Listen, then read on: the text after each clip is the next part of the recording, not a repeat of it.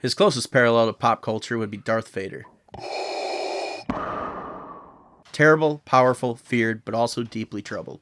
As complicated as Napoleon was, his empire was more than twice the size of Alexander the Great's and Julius Caesar's. Today we will talk about the little general that flipped the world upside down. So that's right, kids, if you play your cards right, you work hard, and become the most successful general of all time, then you too can die of cancer on an island by yourself. I'm Nate. And I'm Jake. This is the... This is show! This is the Historical Blunders Podcast.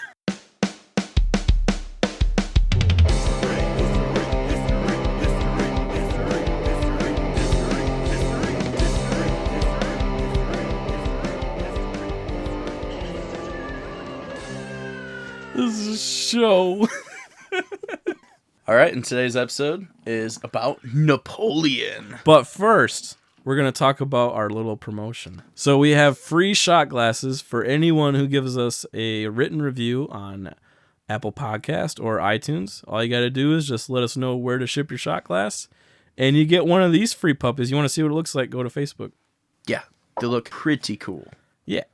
All right. Anyways, it's not what we're here to talk about. No. We're here to talk about Napoleon. Napoleon. It's a me. The little Italian Frenchman. It's going to be hard for me not to talk Italian the whole time. So Napoleon, everyone knows. Great general. Where'd he come from? Someone asked me if I could tell them what nationality Napoleon was. I said Corsican. Because he's from Corsica. Yes, which is a small island in the Mediterranean just off the coast of Italy. Throughout history, I mean, the Phoenicians were there. It just passed through so many different hands.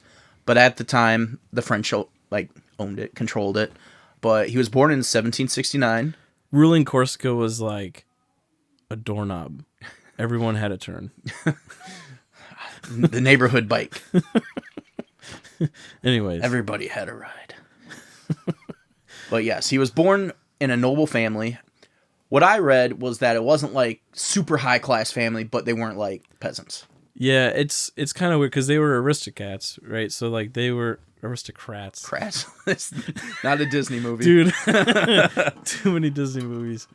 No, they were more higher class like before he was born or when he was really young, and his dad didn't do great.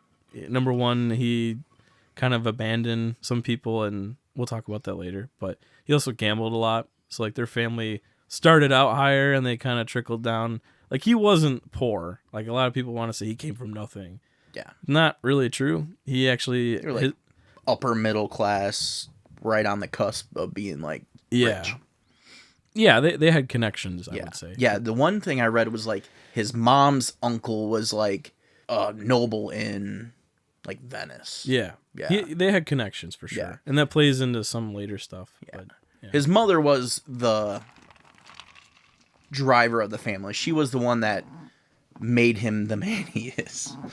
Yeah, he was always more connected to his mom than his dad. His dad kind of was a loser, I think I'll say. Yeah. Right? But his mom was... He left for the gas station to go get some smokes and scratch offs. Yeah. And the mom ran the fucking house. Yeah. Did they smoke back then? They've always smoked. Have they? Human beings in existence have always found things to smoke and drink. We're good at that. Anyways, his mom was always like the rock. Right? Yeah. She was determined. And later in life, he said, my mother was a superb woman of ability and courage. So he always kind of looked up to his mom. Yeah. And she pushed him to be ambitious. And that was like his calling card. He was super ambitious. But yeah, so young, he went to, got into schools with his connections. But then also, they've kind of realized dude was kind of a genius. He was really smart at mathematics and science. Do you think it was like a Forrest Gump situation that his mom got him into school? But yeah, so I know connections. But so he got into a military academy in Brienne, which is a French military academy. God damn it. But he was actually like really good, very smart, bullied, and so he focused more on, reading, studying, learning to be the best. He impressed a lot of high-ranking officials. And there is the story that he actually led like a snowball fight against older students, and like I've read that multiple times. I just wish they kind of Yeah. a little more in depth, other than like he led a snowball fight. Apparently, there's a good correlation to killing people with cannons. You know, and snowballs and cannons, they're both balls. makes you think differently about that SpongeBob episode. Oh, damn. Yeah, maybe SpongeBob would be a really good military general. Yeah, it was very common for him to impress people because that was just his personality. He was. It seems like every moment where he needed to impress someone, like he did really well at it. All right, so he wasn't really like he was small, but he wasn't like as short as everyone makes it out to be. No.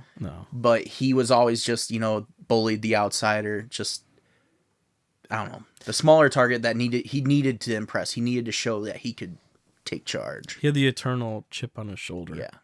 Right? Because he went there and he was picked on for having a Corsican accent. He's like, hey, I'm a Napoleon. Trying to speak French, and they're like, you're fucking Italian, dude. Yeah, right. Yeah. And he was poorer, right, compared to the other students at the military school. Well, that was the thing, is I don't think a lot of them were really on scholarship. I think a lot of them were just, I'm from a rich family. I'm going to send my kid to... Yeah, some of the problems with France at that time was there's a huge amount of nepotism. Yeah. And to get into anything, you had to have connections. It wasn't about your actual ability. It was much more about who's your connections, who do you know, who are you bribing, right? Where do you come from money? So yeah, that was part of the revolution that was going on at the time. Yeah. But yeah, so he actually graduated from the military academy and got into the French military schools and to learn artillery, because he was very good with mathematics and stuff, and being artillery is very math oriented, angles and everything. But that was also one of the like more sought after, noble positions. Yeah. Was being, the artillery guy. Yeah, I mean, him being so well read, he read a lot of Caesar and a lot of stuff like that. The Art of War too, wasn't it? Yeah, Art of War, and that I mean, that's obvious. You watch his campaigns later on. In honor of Napoleon, we decided to drink a French cocktail, cognac, featuring cognac, because that was one of his favorite drinks. Yeah. But we added some amaretto because cognac sucks on its own. Yeah, I was gonna drink out of the shot glasses, but I made him a big drink. Yeah, I need something with ice. Yeah, I already did like a shot earlier. Yeah, it's got to water it down a little bit. Getting toasty. All right, so let's move on. Yep. So what happened next? So you kind of start to see some of his temperament taking hold, where he was very stubborn and gloomy and lonely because he was picked on. Right? He was a little bit domineering, a little bit with other people. So you start to see some of that, but what happens next really starts to take shape his personality. Yeah. So there's a fallout that happens with him in Corsica because he was a huge nationalist for Corsica. Yeah, so what was going on at the time, he had graduated his schooling. He went to like another military school in France that was more advanced.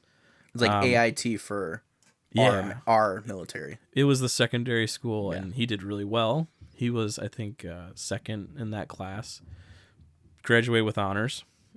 So he became a lieutenant in the French military, and he spent the next couple of years being just a lieutenant in the military, kind of looking for a shot, trying to do good work. But commonly, what he did was he would take these huge leaves of absence and go back to Corsica. Yeah, I'm kind of shocked that it wasn't like deemed desertion. Yeah, with how like anal the military. I mean, there still are, but like back in the day.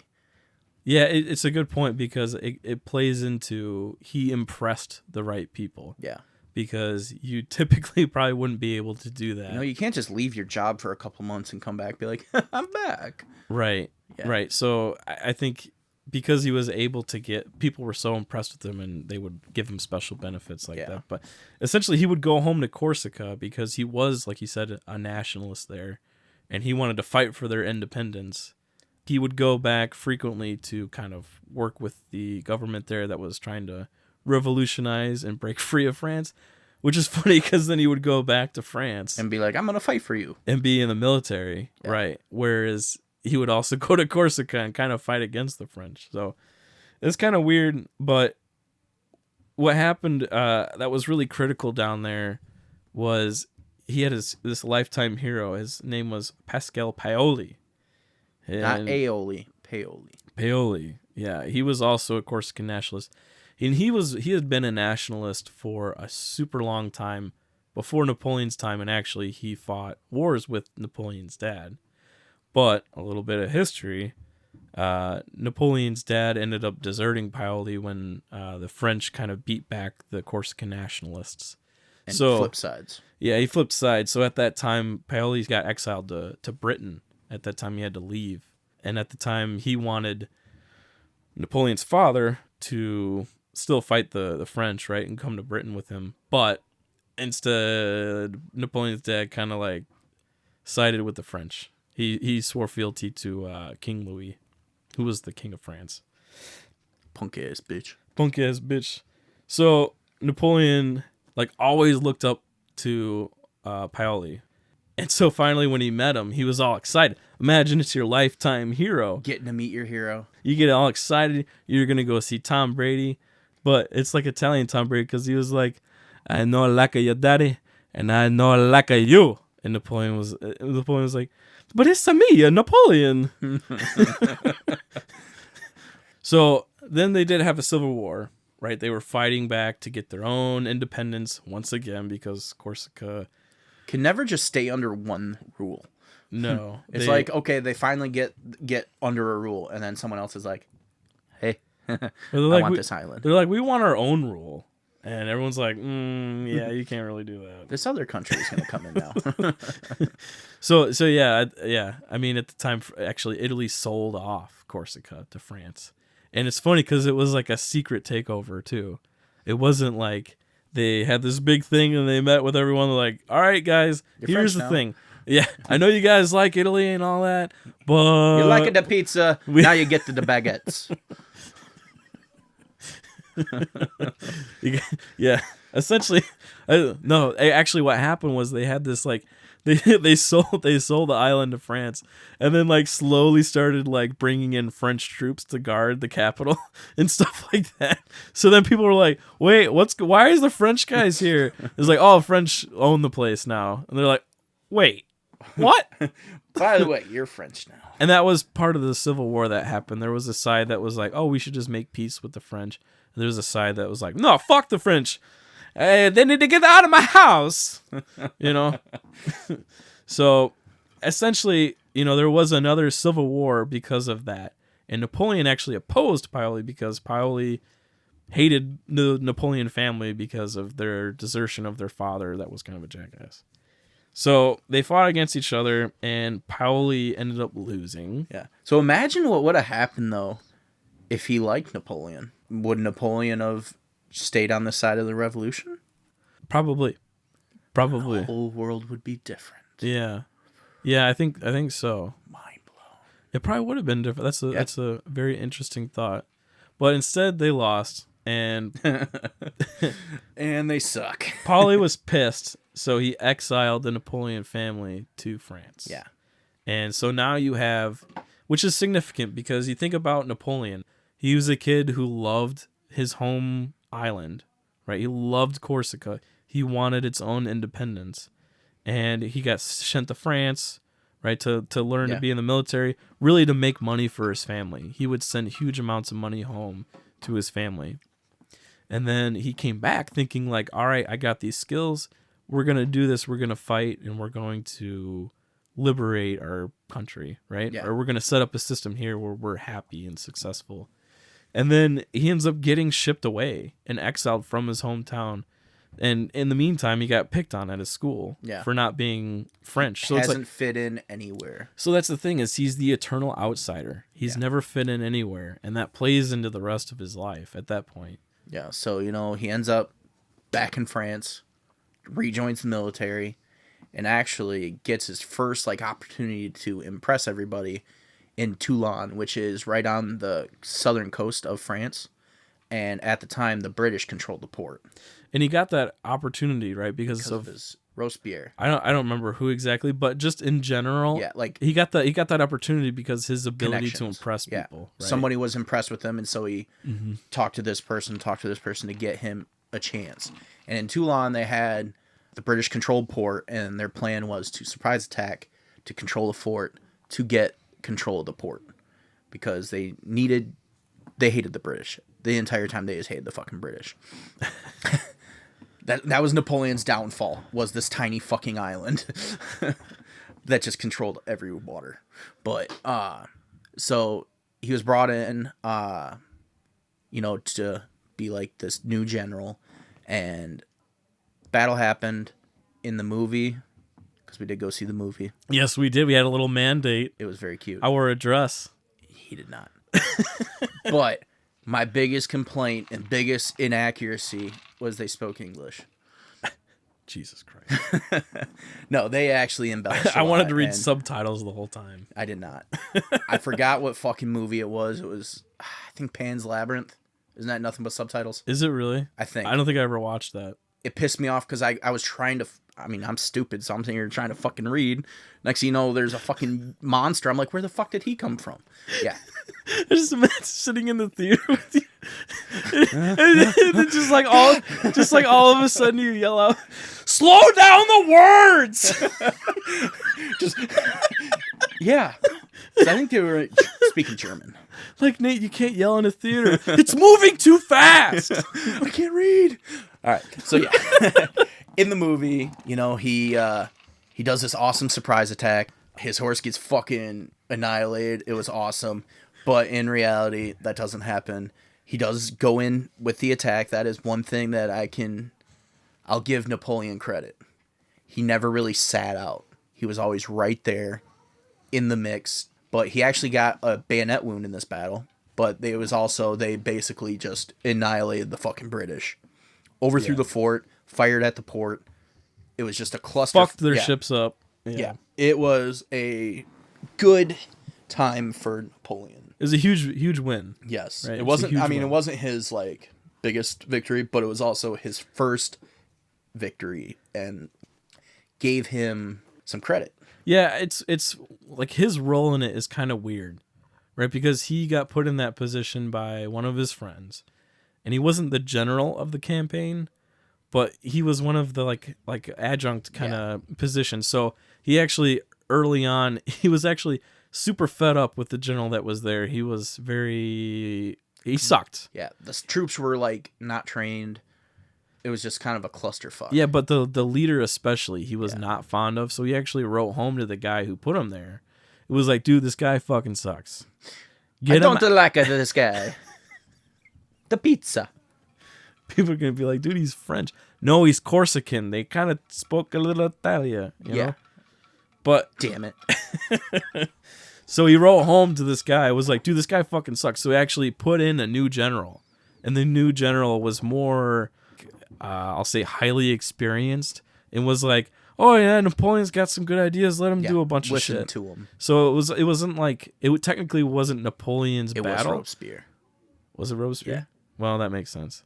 But it wasn't his battle. But he kind of got the credit for it. It was like he was an inadvertent general, basically. It's kind of a weird role. Yeah.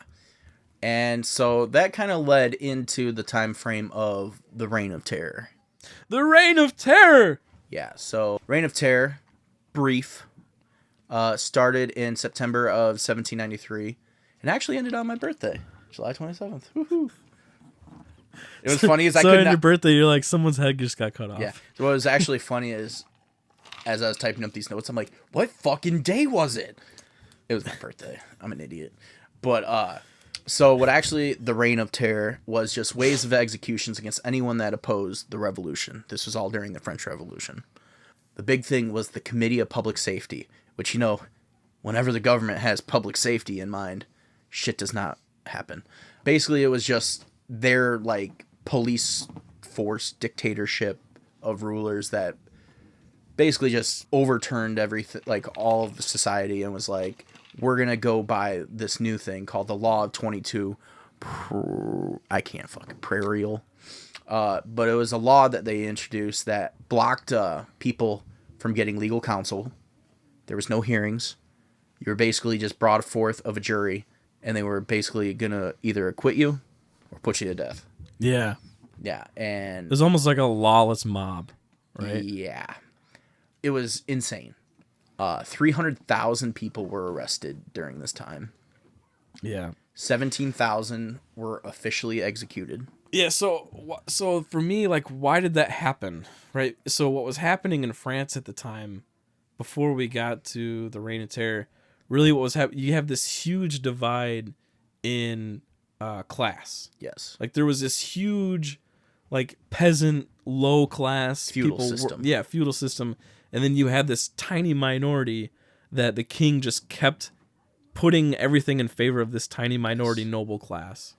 And they got obsessed with, so they got super fat and happy, and then yet all these poor. Eventually, if you fuck up too long, all that huge poor class is like, you know what, fuck you guys. Yeah. And that's what was happening, right? Yeah. That's what led to the Reign of Terror. Yes. And that huge mob mentality. Ugh. They were trying to switch terrible. from, monarchy to a republic. Right. And another key figure during all this, which actually Napoleon was there to witness, was the death of Marie Antoinette, which she was the wife of King Louis. King Louis was just an incompetent piece of shit. Dude, yeah. He was so bad. But Marie Antoinette was actually, like, wore the pants. And, but during the revolution, they failed to escape. She ended up getting guillotined. Because, France was notorious for the guillotine. It's like they're like, dude, the guy with the axe is just, his arm's getting tired. Yeah, he was. But when you got fucking 300,000 people getting arrested and 17,000 executions, it gets hard swinging. It literally was because the guy couldn't handle doing that much accurately. So they're like, let's just build a guillotine. Guillotine. Guillotine? I'm gonna fucking guillotine? Yes, that. Guillotine. Yes. So Illinois. Fuck that guy. But yeah, if you don't know, a guillotine is basically a giant contraption that has a blade that gets pulled up by rope and then drops down with just gravity and slices off heads. I'm sure you're saying it wrong. Probably. I'm 100% sure I'm pretty sure it's guillotine. Guillotine. I'm gonna fucking fight you. Have another drink, bitch. But yeah. So, in the movie, it's actually... Oh yeah, there's gonna be spoilers. So he definitely did witness, like, those executions happening. And also, King Louis, at one point, they overtook, like, the royal guard, and they embarrassed him. They, like, struck him out and, like, put feathers on him and stuff and, like, made him look like an idiot. And he saw that, and actually throughout his entire life, he was afraid of the mob. Yes. He never relinquished that fear of, this mob could overtake me, and then, I could just be killed. Yeah. I don't want to end up like that. Yeah, so he was like, I will do whatever it takes to avoid that situation. Yeah, and so, the rebellion all happened. Napoleon was actually placed in charge of the new Republic leaders to protect them, and that's the notorious, Napoleon shooting onto the crowd. Yeah. Which is wild. Which is insane. Imagine just running up being like, oh, hey, cannon. Oh, fuck, cannons. Yeah. And then you just see a little man with a big hat. Like, hi. Yeah. It's a me. The whole situation was wild. Yeah. Right? Because you had, it was a huge mob, and they were going to take over the Royal Guard again. Yes. And they would have succeeded if it was not for Napoleon and his cannons. Napoleon and his big old nuts is like, hey, get those fucking cannons over here. And he lays them out, and everyone's like, they're not gonna do it. Yeah, they're not gonna shoot us, right? And then, like, they fire all the cannons, and all, like, tons of people died. Yeah, so instead of, just a single cannonball, they loaded up with grape shot. Just a million fucking little buckshot. Yes, of like a shotgun. Fucking shredded. Just enormous shotguns is what they launched at these people. So the lesson is, if you want to move up in the world, use a cannon. This is not a great way to say that. That's politically correct. It worked for Napoleon, because it worked for Napoleon. It will work for you. At the time, it's important. he got assigned to that because he was like the only military guy that knew how to lead people that was in the area that was like ready, available at that quick moment. Because before then, Robespierre got executed. Robespierre. So at the time, Robespierre was executed, and Robespierre was his guy. He was kind of like, yeah, it was his connection a lot. And at the time, because Robespierre, at the end of the Reign of Terror, he was then executed by the guillotine. God fucking damn it.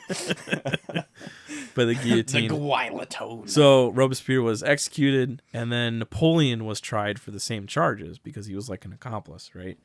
But he was acquitted, but he was on house arrest for a couple weeks. Yeah. And they ended up letting him go, but he was stripped of all his accolades from Toulon. Yeah. So for a long time there, he was actually really broke and super depressed. Actually, something else we haven't really talked about yet, but Napoleon had a streak or a tendency to be very depressed and sullen in his writings. Like, he often actually talked about suicide and things like that. Well, I mean, that also, I think, was part of his, not wanting to be murdered by the mob with keeping his vial of poison with him. Yeah, he always was ready for it. He always had a vial of poison on him to avoid a mob situation. Yeah. But also, he was not a happy person. He was not. He had a lot of problems. Which is why... Basically. Which is kind of why he's so interesting. Yeah. A little bit. But yeah, so, he helped save the new royalists. Stuff started dying down. The French were like, hey, thanks, buddy. You know what? We can let you, be in charge of some shit. We're going to send you to Italy. They were like, wow, how decisive. Yeah. Why don't you go be a general? Like, oh, you just murdered 1,400 people. Okay, cool.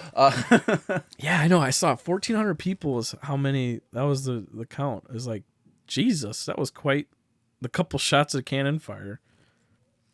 I think after the first one, I would turn around and run away. Be like, oh shit, they're really using it. Yeah, I mean, the big thing was it was a whiff of grape shot and the whole street was clear. Yeah. Like, yeah, bang! Like, all these people's legs fall off and people dying. I wouldn't want to be there either. I'd probably leave. Yeah,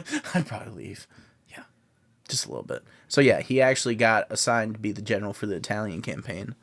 So at the time, they were at war with fucking everybody. But the Austrians were in Italy. And so a lot of the times they would attack Austria from the west along the southern coast of France. He was actually stationed in Nice, which is southern coast of France, for a while. But to figure out how to do it. But they actually came in through the north, through the Alps. Because the Austrians weren't expecting that. And that was a key thing of Napoleon, was he constantly would do things that weren't expected and do them quickly to throw off his enemies. Yeah. You also have on here, because, before he got shipped away, he met a lady. Josephine! Is something interfering with your happiness or preventing you from achieving your goals? Regardless if you have a clinical mental health issue like depression or anxiety, or if you're just a human who lives in a world who is going through a hard time, therapy can give you the tools to approach your life in a very different way. And that's why I'm excited to tell you about today's sponsor, BetterHelp. BetterHelp.com. That's right, Nate. BetterHelp's mission is to make therapy more affordable and more accessible. And this is an important mission because finding a therapist can be hard, especially when you're limited to the options in your area. Yeah, I'm really glad we chose BetterHelp as a sponsor for this podcast because I've had people in my own life that have struggled with mental health and anxiety and depression. And therapy was something that definitely helped them overcome those struggles. And now they're in a much better place. Yeah, I mean, I use BetterHelp, and so far, so good. Yeah, I mean, I wasn't really talking about you. Oh. BetterHelp is a platform that makes finding a therapist easier because it's online, it's remote, and by filling out a few questions, BetterHelp can match you to a professional therapist in as little as a few days. And sometimes faster. It only took a couple hours for me. That's right. It's easy to sign up and get matched with a therapist. There's a link in our description. It's betterhelp.com/historicalblunderspod. All one word. That's right. Clicking that link helps support this channel. but it also gets you 10% off your first month of BetterHelp, so you can connect with a therapist and get the support that you need. And because finding a therapist is a little like dating, if you don't really fit with that therapist, which is a common thing with therapy, you can easily switch to a new therapist at no additional cost, without stressing about insurance, who's in network, or anything like that. So if you're struggling, consider online therapy with BetterHelp. Click the link in the description or visit betterhelp.com/historicalblunderspod. And that's betterhelphelp.com.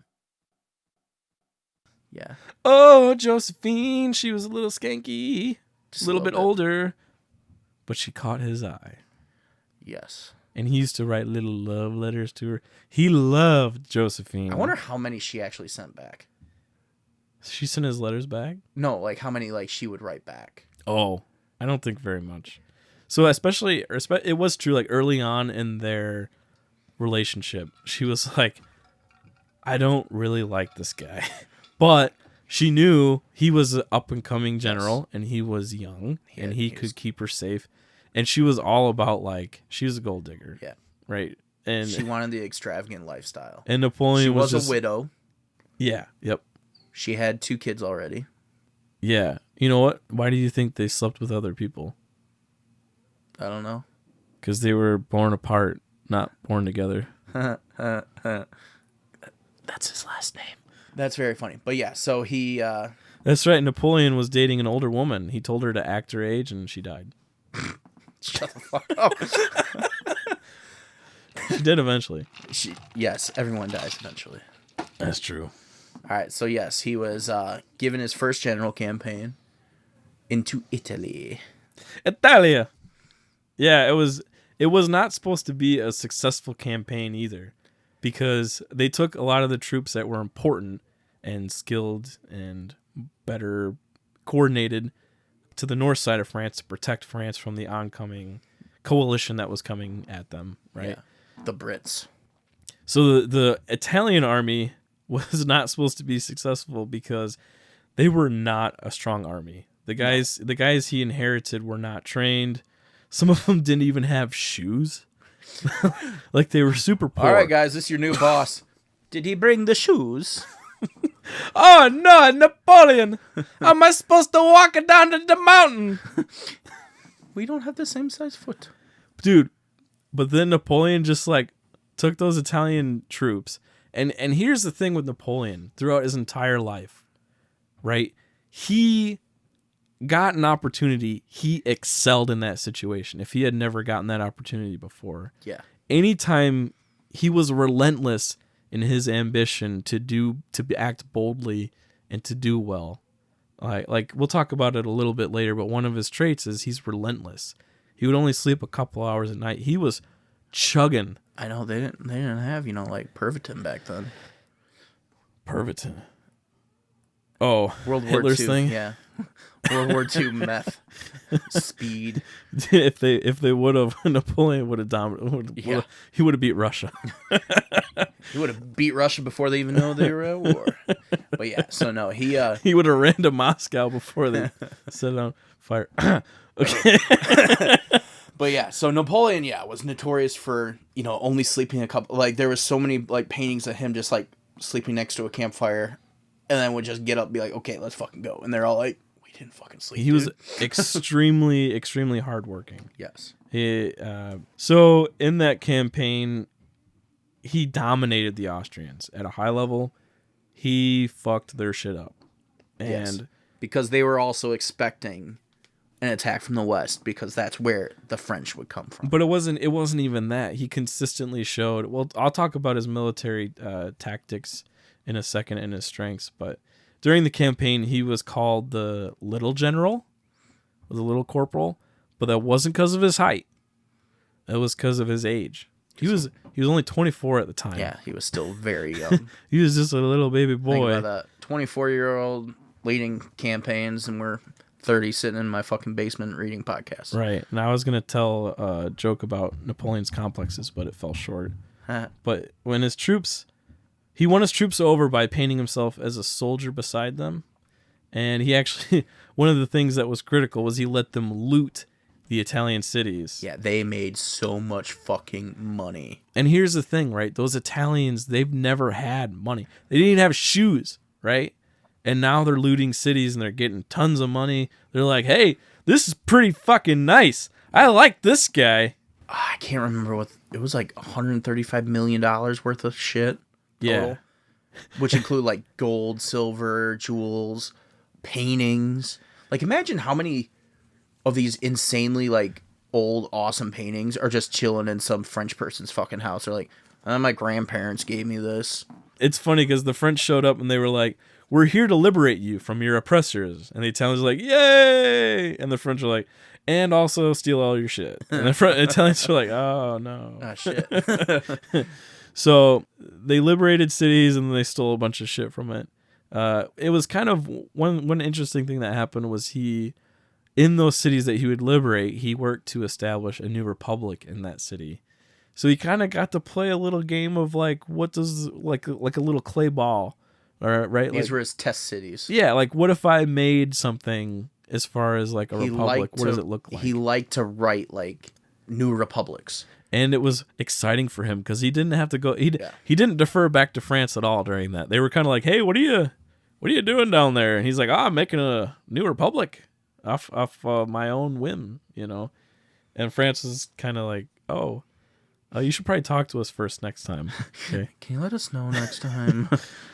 But as he moved through, like he would move in these maneuvers that were very fast, and they would throw off his targets. And it really threw them off and really got Austria pushing back to Austria and retreating. And a key critical moment happened at Lodi, which is a city in Italy. Italia. So essentially, the Austrian forces were on the run. And there was this big bridge on the city. You couldn't get across otherwise. And it was a 200-yard long bridge. It was pretty decent size, right? That's a big bridge. And it was heavily guarded because the Austrians had gotten to one side and they just set up a post. Yeah. So essentially, really what was happening was they're like, there's no way that they should be able to cross this bridge because we have all these cannons, all these people all ready to fire at this one choke point. Like, there's no way that they can get across this bridge. And this is one of the most critical moments of Napoleon's life. And the reason why his head got so goddamn big, too. But during this battle, Napoleon was up there with the troops. He was helping to aim the artillery. He was getting his hands dirty. And all the infantry and the soldiers that he was in charge of were seeing this. And they were just like hot and heavy for the guy. Yeah.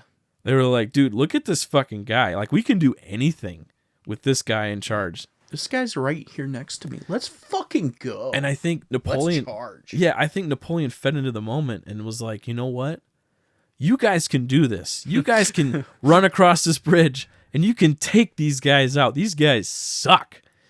And they did. Yeah. The infantry then just fucking got like roid rage and charge over the bridge that they should have never been able to cross at that time without letting the Austrians retreat. And in general, you know, they won the battle. It wasn't like they made this, it wasn't a key battle because they were retreating anyways. But what was critical for Napoleon was you had this situation where you should not be able to do this unless you are a god. Yeah. And he was able to do it. And he never looked at himself the same way after that battle. The quote that he had after that was, "From that moment, I foresaw what I might be. Already I felt the earth flee from beneath me, as if I were being carried into the sky." So yeah, he wasn't exactly the most humble after that part. No. But he did start to realize that I'm made of different stuff. Yeah. And that led him to then change the trajectory of his goals, I would say. All right. This is getting good as you put ice in it. As it waters down, it's actually a lot better. I don't think it's a bad drink. All right. So why was he just fucking shit up, basically? Because he definitely did, especially early on in his military career. Yes. There are some key traits that we should go through to explain why was he so great of a general, right? Everyone's talked about, yeah, he's a good general. but like what is it specifically that makes him good at what he does? And to start off, he's highly intelligent, right? He's extremely well read. He's very detailed. Yes. And during battles and in preparation for battles, he constantly wanted information being brought to him. His mind worked really well to organize all the different components and all the different details and have them all structured in his brain in a way where he could win. So also, he demanded loyalty from his men. You know, he was relentless, only slept a few hours, always wanted to work. He was fearless. I mean, being able to take that bridge in Lodi, a frontal assault, like, you had to have some fucking balls for that. I think part of that, too, is like he's like, I don't care about my own life that much.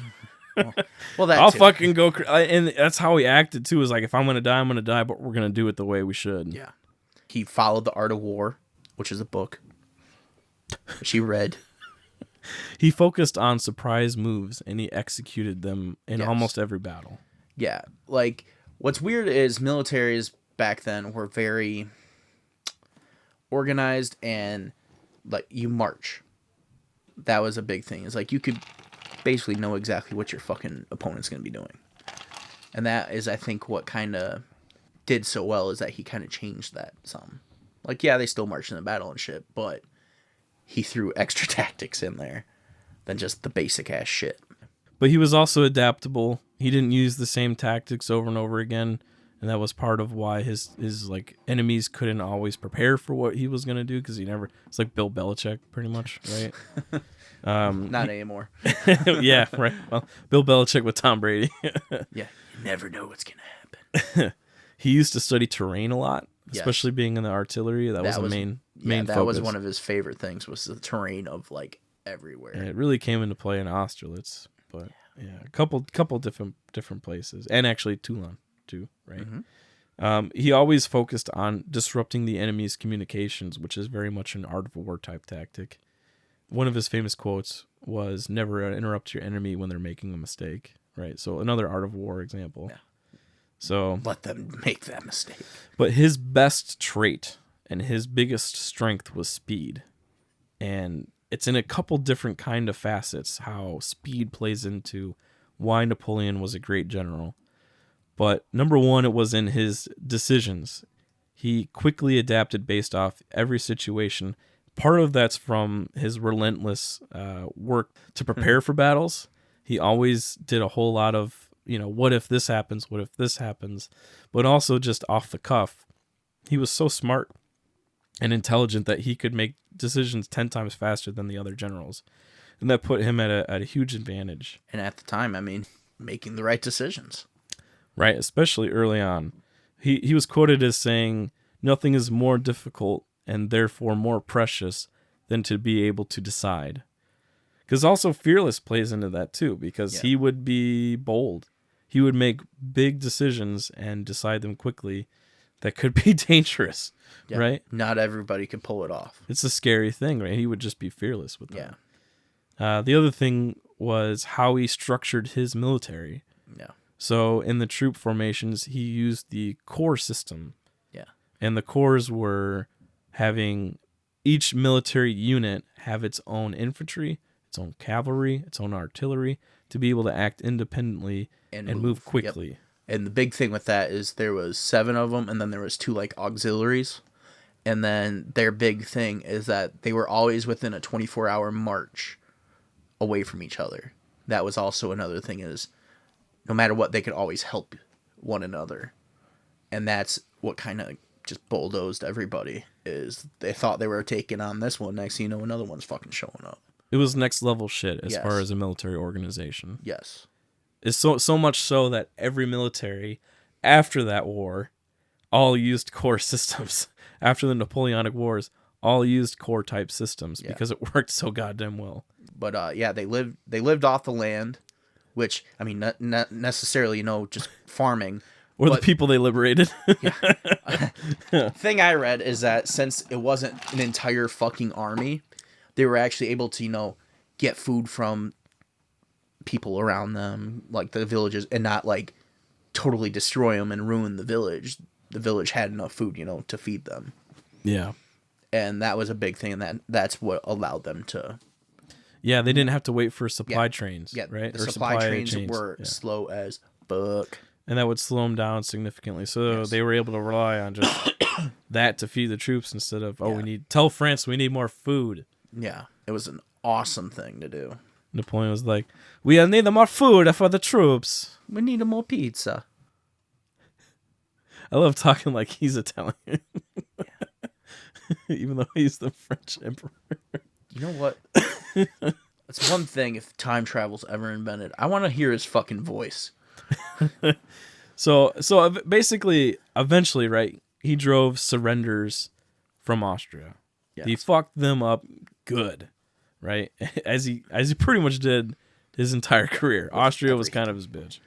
Yeah, Austria was always against them, but always like lost to them. Yeah, and so after that campaign, he was like, his huge meteoric rise really happened during that campaign. That was a huge boon for him. Yeah, because it wasn't supposed to be. Because it wasn't supposed to be good, and he fucked their shit up so good.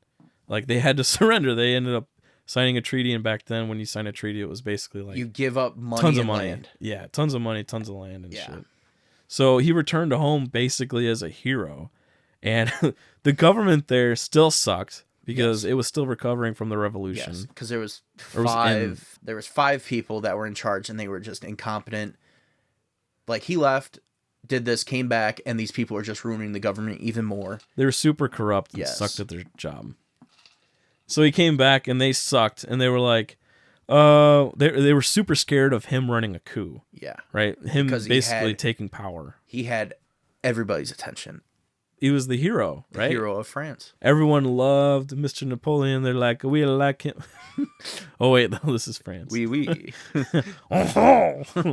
We like a I'm still doing Italian. It's hard to break out that. We've now learned we do not know how to do a French accent. So that wraps up that campaign. He comes home, and they're scared of him running a coup. So where do they send him next? Egypt. Let me stop here. I gotta pee. Oh, okay.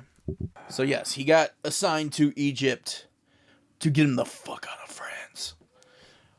So while he was there, originally they wanted to attack the British, but they knew that they were not going to be able to defeat them to the north with their navy, because no matter what, Britain's always had a great navy. Which is why that tiny little island has owned so much of the world. They always think they're so cool because they have boats. You think you don't have to have manners because you have boats. Sorry. There's only going to be like 2 more pokes at the movie. The thing with the movie is like, it's really just a big battle scene and like his relationship with his wife. Yeah. Like there's not a whole lot else. Yeah. There's like 4 battle scenes. And then him trying to, love his wife, and she does not want to love him. Yeah. So relatable. Same. And so, yes. So it was a good movie, though. Let's say that. It was a good movie. I enjoyed it. But, so they were not able to. What was your favorite part of it? I fucking hate you.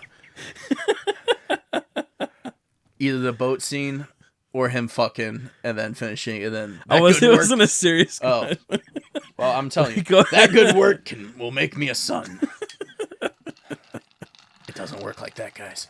All right. So, wanted to fight Britain up in the north, couldn't. So then his brilliant plan was to disrupt their trade channel with India because Britain just stole everybody's cool shit, which is why curry is one of their national dishes, and they're in a fucking island in northern Europe. And at the time, Britain had so much more money than everyone else. Yeah. During the Napoleonic era. That's because they stole everybody's shit. Yes. Yes. I mean, you don't just get money on an island without stealing people's shit. But that's basically where Britain was at. They were fucking loaded. Loaded and had a fantastic navy.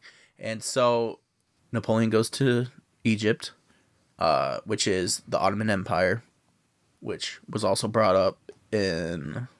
When did we bring up Ottoman Empire last time? Karen Shivers. Oh, literally last week. 2 weeks ago. Yeah. Yeah, so Fucking idiot. I know. Drink more, Nate. So in the Battle of the Pyramids, it was apparent that Napoleon was way better at war than the Egyptians were. On land. On land. Because in the Battle of the Pyramids, only 29 French died to 2,000 Egyptians. Just, A little lopsided. 100 times more casualty rate. It was like America versus the British. Which, ironically, just happened. Which also kind of baffled me that Britain was still so strong after just fighting that battle with the United States. And then also at the same time this is fighting France. Dude, Britain with America is like the side quest. I know. That. Yeah. For them, it was so big for us, and for them, there's like, like, oh God, fine. Jesus. Fine, we'll drink our own tea. So, essentially, he tore up the Egyptians, right, at the Battle of the Pyramids. But the problem was, he went to invade the Ottoman Empire, and he still won the battles and stuff, but there was a lot of guerrilla warfare. So it was like modern day, like Syria, is where he would, ended up. Really, all the times that Napoleon struggled was when an enemy wasn't going to face him face to face. Yeah. And he did not do well with those situations. Yeah, guerrilla warfare was his, downfall. Kryptonite. Yep. Or actually just people retreating. But we'll get to Russia later. Because that worked. He goes to the Ottoman Empire, and what's a key thing to mention is the attack on Jaffa. Because it's not a good look.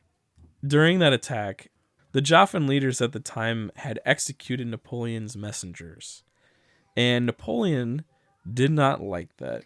He's like, how could you kill my people? You don't shoot the messenger. So what he did was when he won that battle and he took over the city, he took all the prisoners of war, which were thousands, and he executed all of them.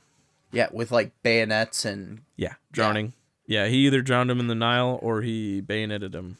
Save ammunition. So, which was a major war crime. Not okay, but war crimes weren't a thing then. They were. He was actually was fairly in trouble for that when he got home. But anyways, at the time, so obviously it wasn't that big of a deal. He still did shit. Well, yeah, idiot. So essentially, that campaign ended up not going as successful as it sounded because he lost some of the battles. A lot of his men died of diseases. Because you go from France to desert. Weird shit. Not used to the environment. Yes. Yeah. It really fucks with your body. So he was retreating back to his... Go from baguettes to... I don't know what the fuck Egyptians eat. Camels? Oh boy. We're going to get in trouble with that one. Yeah, it's alright. So eventually he was losing the battles and he had to retreat back, run away. And actually one thing he did was when his men were getting sick, some of them he would actually poison to have them killed. With opium. With opium, which sounds like a good time. Yeah, it's like, all right, you're just going to get really fucking hot, but you're going to die. So, it's debated, how much it happened, actually. But yeah. Either way, then he found out that his wife was cheating on him, and, in the newspapers. And it was really a bad look for him. So he got super pissed and decided to basically desert his troops and go back home. But then, what was kind of funny is that they were recalling him, but a lack of communication. That's why it wasn't that big of a deal. Was because they were if he wouldn't have been recalled, they're just oh shit, you showed up early. We didn't think you got that news already. Oh shit. And he's like, oh, okay, yeah. But he returned back to France, and he was still had the momentum from the Italian campaign. So he was still regarded as a huge hero when he returned. And actually part of that too was he was very good at the propaganda machine. He was. So he had he had his own newspapers at that point. Yeah, he had 2 of them. Yep. He had 2 of them that he was printing off his own successes in Egypt, even though actually he was running away because he wasn't winning the battles. Yeah. But he made it look like I was doing good, and that's all that mattered, because they weren't exactly right next to Egypt. So France didn't really know what was going on. It really didn't bother them. But yeah, he came back, and a little side history note, I actually didn't even know this, but when we started doing the research, the Rosetta Stone was actually found by one of his soldiers. Yeah. Which was actually what ended up, allowing us to, break hieroglyphics and stuff, which was really awesome. I think that's cool. Yeah, he actually kind of fell in love with the culture there too. Yeah. He had like fantasies of running off with the Sultan and like leading the people there. Like, he thought the pyramids looked cool. I mean, who wouldn't think they're cool? Yeah. I haven't seen them before myself, but neither have I. Big, big rocks, pointy rocks. Those look cool. Look like boobs. Boobs. But yeah, no, he did enjoy Egypt. All right, so yeah, he came back to France. Everyone thought he did great, which he really didn't. And decided to, like I said before, he came back to France, and France was in trouble. The rulers were bankrupting everybody. Just shit was not going good. And so he actually had an overall plan, basically was a coup within a coup. He basically took over. He was the first council. There ended up being 3 of them. He appointed his brother to the other one. And then I forgot who the fuck the 3rd guy was. But doesn't really matter. It really doesn't matter because he wasn't Napoleon. Napoleon did actually neither guy actually. His brother did like some kind of negotiations every now and then, but literally Napoleon was just in charge of everything. He had the big nuts. He did. He moved into the capital, built like the ruler's house and everything. But when he actually like took over and everything, he established a national bank, reformed education because he's very smart. He wanted his people to be smart. He upgraded the infrastructures, improved the equality of the people. So trying to eliminate, that nobility, that 1%. Low class. Yeah. Brought back the Catholic Church. Because during the French Revolution, they got rid of the Catholic Church. Mm-hmm. Because they had too much power. But yes, he brought it back in, but gave them limits. A pope coming back to France. Basically. Freedom of religion. Did not really think much of women, so sorry, ladies. Yeah, I mean, that's the thing is he promoted equality, but then it came to certain people, and it wasn't so much that case. So it wasn't like a perfect distribution, right? But women were largely seen as ownership of men. Yes. Basically, make me a kid. Right. Which is terrible, Sam. Do you hear that, honey? It's terrible how Napoleon treated women. Yeah, we don't do that. We love women. This is your chance to redeem yourself with your wife. Oh, I love my wife. She is so awesome and smart. I am totally not reading this from a book. He also reestablished slavery in a lot of the colonies. Yeah, that was a thing that people were not really happy about. Yeah, obviously. But he also realized, in Haiti, this is kind of where it was the big thing is, Haiti produced a lot of sugar. And it actually cost a lot of money, to have normal people do it. So you might as well cut out the middleman and save some costs and make slaves do it. You want to hear a quote that will make you not like Napoleon as much? Bring it on. Women are nothing but machines for producing children. Yeah. Oh. But then he married a woman that would not give him a child. He's just mad at her because she didn't love him as much. Yeah, I know. He loved her so much. Yeah, so in 1804, he rigged an election. The numbers I read is that it was like 1.5 million. Yeah, something stupid. Or no, it was 3 million votes. Yeah. From 1.5 million population. It was like 3 million votes, but like 194,000 against him. And it's like, oh, he won like 99.9% of the vote. Yeah, the other guy hired Rudy Giuliani to complain about it and sue. That's the guy. He's that fucking old. It's the same guy. Same guy. I mean, he was a little younger then. But yeah, so he decided to basically, instead of having the 3 consuls, even though he made every fucking decision, decided to just, establish himself dictator, but at the emperor of France. The French Empire. But he, so during coronations, usually, the Pope or church official places the crown on top of your head. Napoleon was not going to have any of that. He took it from the Pope and did it himself in Notre Dame. That's right. No one had ever done that before. Because that's not what you were supposed to do. Damn it, Napoleon. Yep. He was a naughty boy. So the rest of Europe found out Napoleon basically was emperor now and was like, fuck. So not just fuck, but like all of them saw this revolution happen and they overthrew nobility. In which they were all nobility. Run by nobility. Right. So all the royal families were like, well, fucking goddamn it. We can't let people start thinking that they can overthrow a government We can't get a Napoleon. We can't let people think. Right. Everyone starts to get panicky. It's actually a little bit like it's like a communism scare. Yeah. Like the Red Scare. Right. So people are worried about other countries getting it. Yeah. You know. And so they all decided to start making these coalitions, basically alliances against France. He really hated he hated everybody. But for some reason Austria was just his like bitch. Yeah. Every fucking time. There's no other way to say it. He owned Austria. Austria's, I think it was King Francis. Yeah. Yep. It was King Francis. If I was under his rule, I would be like, dude, this is like the 5th fucking time. Like, can we just stop? Can we get someone new? But yeah. I agree. It's like they just, it's like the, you know, it's like they're like Rocky. If Rocky never won the fights, yeah, he just keeps getting up. I can keep doing it. I don't stop. So like he just Adrian! Just getting your ass kicked every time. Instead it was Austria. Poor Austria. Sorry guys.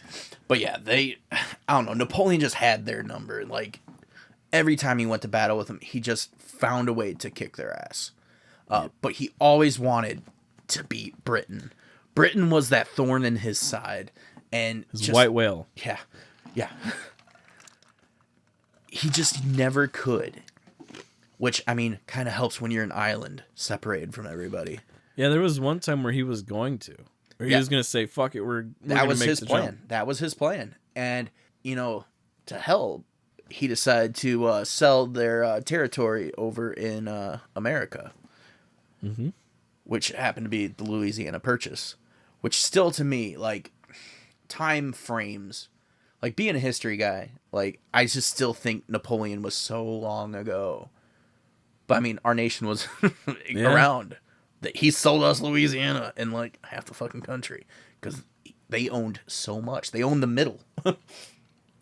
Ended up being, like, a couple cents an acre or something like that. Ended up being $15 million is what Napoleon got for Louisiana Purchase. Thank you very much. And that was his plan, you know, to... fund his battles against Britain. He ended up making an alliance with Spain, because Spain also had a good fleet, yep. Good navy. I mean, they explored a lot. They were just from the get-go. They were just a naval superpower. Yep. And so that was his plan, you know, to fight the English, and it just never worked out. Britain just butt-fucked him. Yeah, he was about to go to Britain. Right, and then another goddamn coalition formed, started trying to invade France, and actually a lot of it was funded by Britain because Moneybags Britain over there. They were just basically like paying Austria, funding Austria to get their ass kicked every fucking time. That's exactly it. Hey, Francis, I know you just lost, but here's another 10 mil. Go attack Napoleon again. $20, you go punch that guy in the face. Exactly. Like, guys, he keeps kicking my ass. Like, dude, 20 more bucks. They're that asshole at the bar. And so during the Third Coalition, basically his number one battle in his career happened. The Battle of Austerlitz. Another reference to the movie. The movie kind of did it dirty. It was still cool. Embellished the piss out of it. It was still really cool. It's a cool battle. It was a very cool battle in the movie. But, and also not there, not in the movie too, but It was France versus Austria, but also Russia was there helping the Austrians. And they were outnumbered.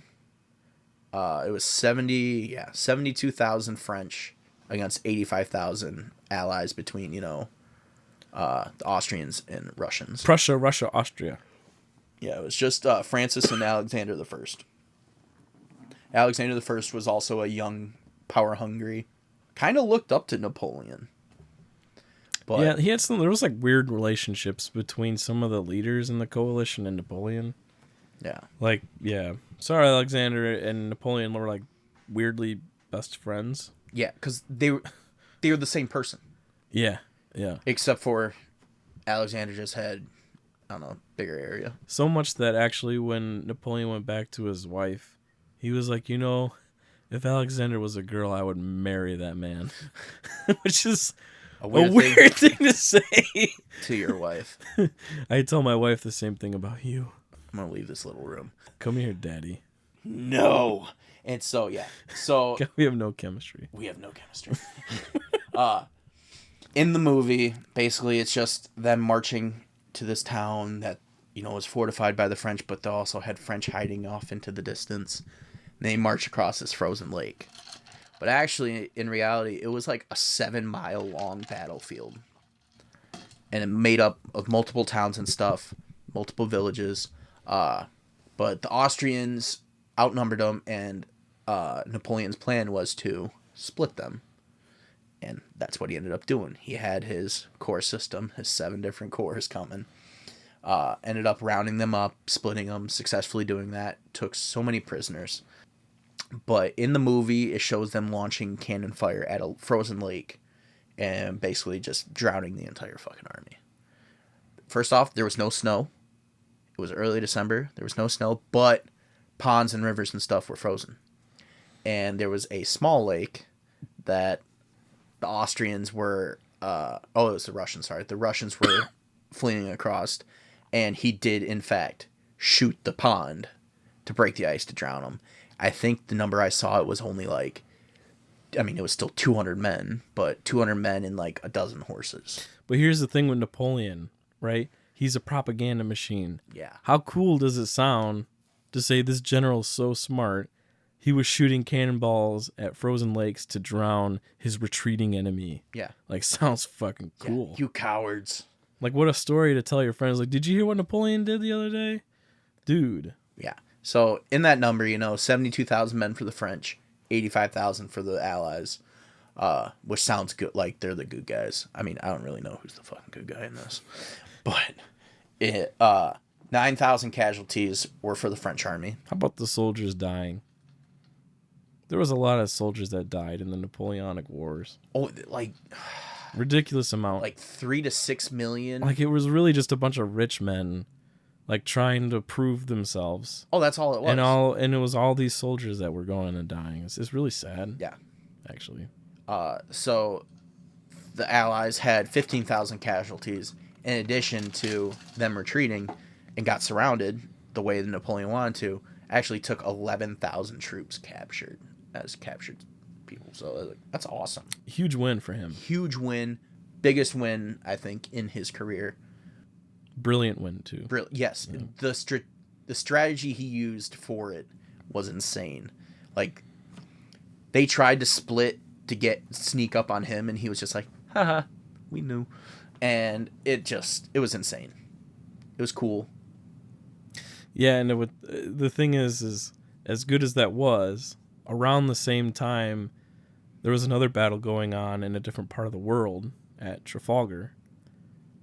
And that was the Britain Navy fucking up the Spain's Navy. And the French fleet. And the French fleet, which was the Spanish fleet. So he had this huge win here. But yeah, the Battle of Trafalgar, that was his naval loss. That basically stamped it that he was not going to beat Britain. He could never. At that point, he knew he could never invade Britain because Britain fucked up the fleet so bad. Basically, it put them at the top of naval superpower in the world for the next 100 years. Was how big that battle was for Britain. So really, I think the French. I like this analogy. The French are like the fire type Pokemon, right? They're like Charizard, right? Are you with me? I'm reading, but yes, I'm with you. And the Britain is like Blastoise. Okay. Charizard can't beat Blastoise, But then Austria's Venusaur. Yeah, no, that's what I was gonna say. Austria's fucking Bellsprout. Austria, Prussia, Russia, Bussia, Musha, Husha, Gusha. They're like the grass type. They're like Venusaur. Like the Charizard fucks that shit up all day. Yeah. Because basically then he can't go to Britain, but there's all these coalition wars that happen, right? There's the Third Coalition War, which he talked about a little bit with Austerlitz. Then there was the Fourth, and then the Fifth. Like, we're not going to go through all of them in detail because it's just basically Napoleon fucks him up over and over and over again. They keep going at him, right?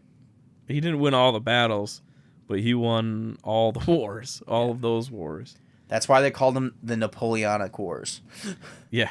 Everyone was trying to unseat Napoleon, and he just was not. He was too good for him. He actually stopped doing as good as he did early on because a lot of the times the coalition army started to adopt some of his tactics, like the core military structure, and actually some of his like move fast tendencies. So eventually, like, his strategic advantages kind of went away a little bit, and like the last coalition war, the fifth one, or not the last, but the fifth coalition was actually fairly close. But Austria was so used to getting beat that they retreated anyways, and like signed a treaty. Oh no! Here we go again. Yeah, so I'm pretty sure the Battle of Austerlitz, which ended the Third Coalition, when Austria were basically forced to sign a treaty. It was like 40 million francs they had to pay Napoleon. Yeah. And then they gave up so much territory. Yeah. Because, I mean, basically, you sign a treaty, you're losing something. You're losing money, you're losing land. It's for a reason. Yeah, right? And that's also why, he kept winning all these, making these treaties. He enjoyed writing treaties. He enjoyed writing official documents. Well, he always looked at relationships not as a let's harmoniously get along and do this and that. No. He always saw things as a hammer and a nail. Yes, and he was the fucking hammer. And if you're not the hammer, you're the nail, right? So he very much treated all of his relationships and his alliances in such a fashion. And that's exactly how he did it. He's basically like, okay, either you're going to sign this treaty or I'm going to keep killing you. So then what he was trying to do around those wars was build a continental system. Because he had conquered everyone, right, in inland Europe, right? And he wanted to kill his white whale, Britain. The only way he could do that at that point was to embargo trade completely to Britain. And that's hard to do because all of Europe loves to trade with Britain. Because there's a lot of fucking money involved. Because there's a lot of money. Yeah. Right. So because he dominated Russia and Spain, all those areas, he wanted to prevent them from trading with Britain. And it's like trying to juggle, trying to balance a table with a ton of balls on it. Like, you can't get them all on there at the same time because it would be like Spain would be like, fuck you, we're going to trade with Britain. And then Russia would be like, fuck you, we're going to trade with Britain. Yeah. So, like, he couldn't control it all at once. That was one of his, like, faults, I would say. Yeah. The illusion of control. Yeah. Well, I mean, like we got here, when he became emperor, he decided to start getting rid of his, like, intelligence people, his good consults, and just with people to be like, yes. Yeah, that was another thing. Early on, he made all those moves you talked about, and he was doing really good because he had good advisors. Yes, he had his advisors. He had the right intelligence. Then eventually, he got too big. Yeah. His head got too big. He wanted yes men. Yes. Yep. That's exact. Yes. Yes, master. Yes, master. Yeah, you're totally right. You're the best. Wow. Yeah. And so, after all these treaties and everything. Nice job, Daddy. Yeah. Why do you keep saying Daddy? You're a fucking weirdo. Becca's gonna make fun of me. Sorry, Daddy. That makes me so uncomfortable. Now I know how to mess with you. You know it's hard to make me uncomfortable. That's what sucks. But yeah, so after all these treaties and everything, Daddy. I will fight you. I'm close to the door. I can stop you. And so after all these treaties, they were allied with everybody. Well, Russia decided, because of their trade embargo with Britain, that they were going to break their alliance with France. Wah, wah, wah. Which, so, Napoleon, being his arrogant little self, was very upset with Russia and decided he was going to invade Russia. What a great idea that was. Which, I mean, in his defense, he did do it in springtime when he started. But, Russia's a little ways away. But he actually took 650,000 troops to Russia. And how did it go? Well, that's what basically, I think, ended him. For sure. Because it was never the same after that. So they invaded Russia, eventually got there. So they did leave in like springtime too. Because Napoleon's not an idiot. He's like, Russia's cold. He just made a big mistake here. But he was like, we need to go right away in the spring so that we can get there, be done, and come back before winter comes. Yes. Because a Russian winter with soldiers is not the way to go. No. And so he gets there. He actually made it to Moscow. Yeah. The thing is, all the way there, the Russian... Like, here's the thing with Russia. You can't invade Russia, number one, because of, the winters and stuff like that. It's extremely hard. And it's such an enormous country. But they also don't give a fuck about their people. So what Russia did was they just, instead of, like, preventing him from invading, they just ran away. They kept retreating. That was their tactic. But not only that, but they wrote the book on scorched earth policy. Yes. Because they would run away, but they would also burn the fields, like burn the houses, anything with food or resources that remember his military was built on living off the land, so they didn't have to rely on supply chains. And in my opinion, I think that's why. I mean, one of the reasons why Alexander did that. It was brilliant. Yeah. Alexander was young, but he was very smart military leader, just like Napoleon was. He ended up being, yeah. Yeah. But yeah, they actually burnt Moscow to the ground. Yeah, that's the thing, is he got there, he finally gets, before he gets to Moscow, right, there's Borodino. The Russian forces did stop at one point, a couple miles from Moscow, and we're like, all right, we're gonna try and do our best to keep Napoleon from Moscow. And it was a hugely ugly battle. Yeah, it was a bad battle. Tons and tons of casualties. But essentially, it's debatable who won, but Napoleon ended up advancing to Moscow. Yeah, they retreated. But yeah. But then he got there and he's like, well, and like no one's in the city. Yeah. and then that night he wakes up, and the next day they actually had set up arson throughout the entire city. They set up a complicated system of burning the whole fucking city to the ground. Like, who the fuck has got the guts to be like, all right, like, we can't stop these guys. We're going to leave and we're going to burn it all to the fucking ground. Like, dude, that's pretty metal. That's really fucking metal. Dude, those Russians are crazy, man. Yes. Like, imagine leaving Washington, D.C. and being like, we're just going to burn it down. We're just going to retreat and burn it down. So he got there into Moscow, and he finally sent letters out to Tsar Alexander to try and be like, hey, let's negotiate a treaty since I took over your capital. And nothing came. Yeah. And this is like one of the dumb things. He just sat there and waited for a month. Yeah, and that was a big slap in his face to him, though. Yeah, it was hard for him to deal with that. That's a big thing with him, was leaders not, just people not responding to him. He doesn't even want to talk to me. And I think that leads with his wife, too. She didn't respond, and so he got pissed. Yeah, that's true. But Alexander took the best tactic with how huge Russia was. He was able to just, battle here, retreat, battle here, retreat, and just basically suck arrogant Napoleon deeper and deeper into Russia to eventually, winter. So that's the thing, and he's in Moscow, and then the first snow comes. And he's like, oh, shit. I waited too long.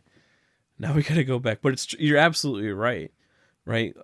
Napoleon's brilliance is in his ability to rapidly move, split apart his enemies, take down those enemies separately. The second that it turns into a patient game, or a long game of how do you spread out your resources so that you can survive doing this crazy trip into Russia, he's not good at that. No, that's not his. Patience is not his thing. He wants fast. He wants things. He wants results now. Yeah, he's impatient, right? Yes. He almost never was on the defensive in battle. No. Like, there was only 1 or 2 times where he actually took the defensive. It was always an attack position. And so he decided he had to retreat. And so leaving Russia did guerrilla tactics. They would show up, pick them off along the way. Guerrilla type, yep. Which was Napoleon's downfall, non-organized army. And, organized to an extent, but not, marching right at your face type that he's used to. But, so what's crazy is he left with 650,000 estimated soldiers. He invaded with, Yeah. They're saying that, he lost almost as many as 500,000 of them. That's 500,000. Yeah. I mean, granted, that isn't just casualties. That's desertions, it's everything. But 500,000 men left him, died, whatever. Holy fucking shit. Yeah, I mean, we didn't really touch on it, but with the scorched earth policy, there was tons of starvation. Tons of disease. There was tons of people freezing to death. Yeah. Like, it was ugly as far as an invasion goes. Yeah. Did not go well at all. Some would say that the Russians are like a ground type Pokemon. It's hard for a fire type to beat Rhydon, right? Charizard ain't going to beat Rhydon. All the Pokemon references. Worst thing is, yes. Gotta catch them all! Pokemon. That was for you. And so... Thanks, Daddy. God, fuck you. So he, returned to France, lost, and he returns and then is... Which I never made sense to me why they didn't just kill him. But he gets exiled for the first time to Elba, which is so weird to me is that it's an island like not in the Mediterranean, not far away from Corsica. Yeah. It's like just send him back to fucking Corsica. They talked about sending him to Corsica. Yeah. And so he got put there as, Emperor of Elba. Yeah. They call him he was actually put there as the ruler too. And they were like, we'll call him the Emperor of Elba. Like, okay, sorry, Napoleon, no more French Empire. You're going to go rule this little island. And it's like, you could just kill him. Yeah, I mean, you could. But there's no pride in that. There's an issue with killing emperors, I think. It's just kind of like a thing you don't do. Like, you got to pardon Nixon, Fuck Nixon. And so, ironically, his little handy-dandy vial of poison. Which he took. He took at Elba. But what happens, Because he was sad. When, poison does go bad. Yeah. And I'm curious what it was. It was a lot of opiates. It was just opiates? It was a lot of opiates. I don't know what else cyanide. It was. I read a lot of, like, it was opium mix. Okay. But just like any other thing, it's got a shelf life. Yeah, because it doesn't kill him. Yeah, it just makes him sick. It gives him a tummy ache. Yeah. And, his... Oh, my tummy hurts. He didn't eat enough pizza. Oh, mama, my tummy. You fat Albert? I don't know if that was much Italian there. Yeah. They start to blend. The accents start to blend after. Weirdly, everyone after drinking just turns into Fat Albert. Usually end up sounding like a leprechaun. So slap in the face. But while he's away, his wife Josephine dies. Yeah, it's sad. Which, however, how unfaithful they were to each other, he always loved his wife. I think they ended up working through a lot of their stuff too. Yeah. It wasn't just the movie, which they did in the movie, but It was after it all. Yeah. in real life, they did end up loving each other sincerely later in their lives. Because they got their marriage annulled because he wanted to have kids. Yeah, right. So that's true. He wanted to have kids. He had no heir. She couldn't have kids because she's old. Because she's old, so he had to divorce her for France. And he had to go and marry. He married the Princess of Austria because he owned Austria. Austria was like, maybe if you marry my daughter, you'll stop kicking my ass. And he's like, no, but thanks for the girl. Thanks for the lady. But they did love each other. Yes, I feel like so. He got kicked out of France, exiled to Elba. I mean, he was there less than a year. Decided, I'm just gonna get on a boat and go back to France. Which is like so funny. And no one was like my biggest thing with exiling is eventually, they have someone watch him. But eventually, most of the people getting exiled, there's you can't come back. And they're like, okay. What's stopping them from coming back and be like, hi, I'm Frank now. Just go to a different part. He's like, you know what? I'm gonna go be emperor again. Yeah, and they were like, missed it. And then the French just were like, yeah, you totally can do that. Yeah, you just come right back. And then King Louis like, oh, so King Louis got put back in place. Yeah, fucking King Louis. And King Louis was like, oh, Emperor Napoleon's coming back. Fuck. So he sends out a battalion to take him down. Right, and they go out to meet him, and then Napoleon's like, "Hey, do you guys like King Louis?" They're like, "Well, not really." I don't like that fat fuck. Like, you wanna fight for me again? They're like, "Yeah, whatever, yeah, fuck yeah, glory days." And then they were like, "Let's go, for the emperor." And then they were supposed to take him out. They go and join him.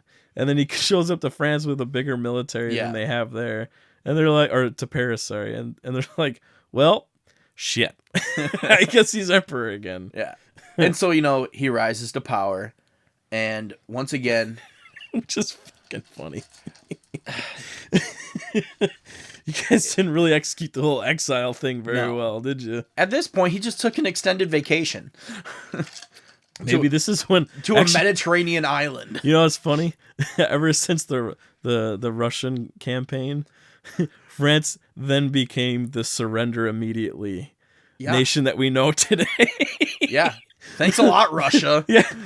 Napoleon comes back. They have the Sixth Coalition War. He loses that right away because he doesn't have enough people.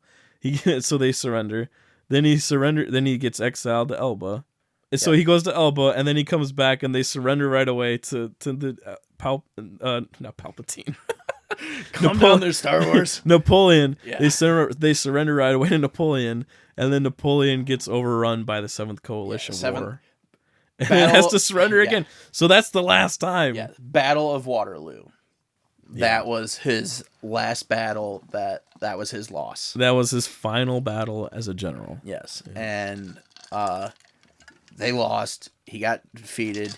So, what do you do when, you exiled him once, he came back. What do you think you should do this time? Kill him? Dude, they exile him with a big boot this time. Yeah, they were like, okay, you were a little too close. Yeah. This time, he gets exiled to St. Helena, which is in 300 miles off the coast of Africa, middle of the fucking ocean. Nowhere. Basically. Nowhere. And they're just like, haha, bye-bye. And they had people watching him too. Yeah, they actually had their guy there. What it reads to me like is someone with a fucking brain exiled him this time. Yeah. Because the first time it was like, what the hell were you thinking? I think this power-hungry guy, you're going to put him right next to France with no kind of barrier. Yeah. No supervision. No this supervision. Time, they actually had someone check in with him, make sure he was still there. Yeah. It should be said too, in the last two wars he ran, he was way undersized for that war. His army was he had no chance, but he had some balls. Brilliant battles in that. In fact, some of the Sixth Coalition War especially was known as his best military campaign because he led these brilliant battles where he was completely outmatched, and he still held them off pretty darn good. The thing is, they just had two separate armies that were both advancing to Paris. Yeah. At different places. He couldn't fight both of them at once. No. And so he was still brilliant at that point. Yeah. But like that's one thing that no matter what Napoleon will always have is his military intellect. For sure. Like no matter what, he is the best strategist. He honestly best general probably ever to live. Yeah, I mean, he just always had something to prove. Yeah. And it still continued throughout his time as an emperor, where, I mean, a lot of people died. So many people. He wasn't a good guy. He was more Darth Vader than Luke Skywalker. Yeah. You know, Charizard than Venusaur or Blastoise or Rhydon. You could also say Moltres, but, you know, or Arcanine. Shut the fuck up. Or even Ponyta, right? I mean, with his small stature, might as well. I mean, it's funny. When he was exiled to St. Helena, you'd think like he was this old man that had lost. He was only like 46. Yeah, which, I mean, probably at that time was still relatively old. But I think he lived his life thinking, I don't care if I go down, but I'm going to do it the way I think it should be done, and I'm going to be bold, and I'm going to be fearless. Like we said earlier, his first campaign, he was 24. Yeah. And now he's 40. That's 22 years. Yeah. And he led all these battles, all these military conquests, became fucking emperor. Like, all this shit in 22 years. Exiled. Back. Exiled. Now he's done. Yep, so he ended up getting stomach cancer on his island, his little island. I wonder how nice of an island it is. He spent a couple of years there. He did a lot of writing about his memoirs, basically justifying all the things he had done and saying nothing was ever his fault, basically. You know, so he was still self-obsessed. Yeah. Right until the very end. But stomach cancer ended up killing him. And he died from that. It's a British territory. Shocker. Still? Yes. Located in the South Atlantic Ocean. It's actually a lot further away than what I've read. It says it's 1,210 miles west of the coast of the southwestern Africa.